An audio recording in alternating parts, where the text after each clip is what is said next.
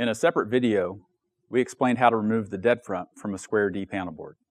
In this video, we're going to show you how to install the panel board into an enclosure.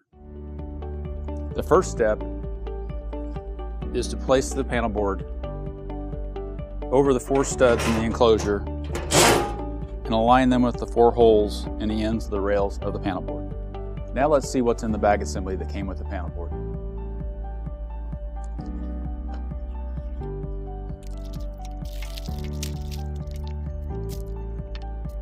What you'll find in the bag assembly are the KEPS nuts for installing the panel board in the enclosure.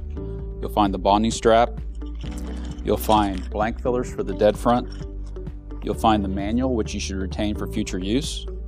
You'll find additional labels should you need them for main breaker or service entrance. You'll find the number strips to put on the dead front. You'll find a seismic label. You'll find additional wire and torque labels in Spanish and French. And you'll find a NEMA booklet. For surface mount, we'll be using these 4 nuts to install the panel board.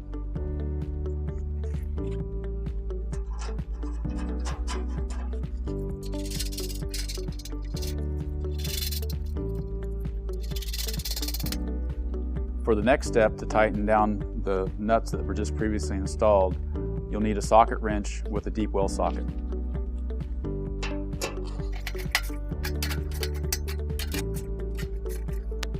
For flush mount assembly, you'll require this bag assembly that you'll find with the trim front that you're using for this panel board. It contains 6 screws.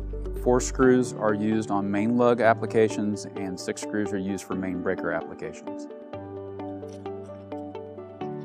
I've elevated the panel board on the workbench utilizing the end pads that came with the panel board packaging. This is so that I can install the screws into the rails and not dig into the surface underneath.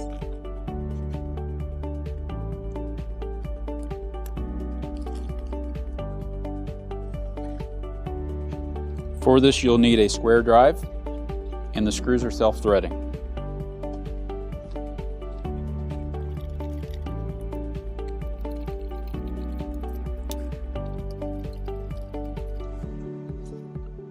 The next step is to install the panel board in the enclosure. You do this by placing the rails of the panel board over the 4 studs in the enclosure.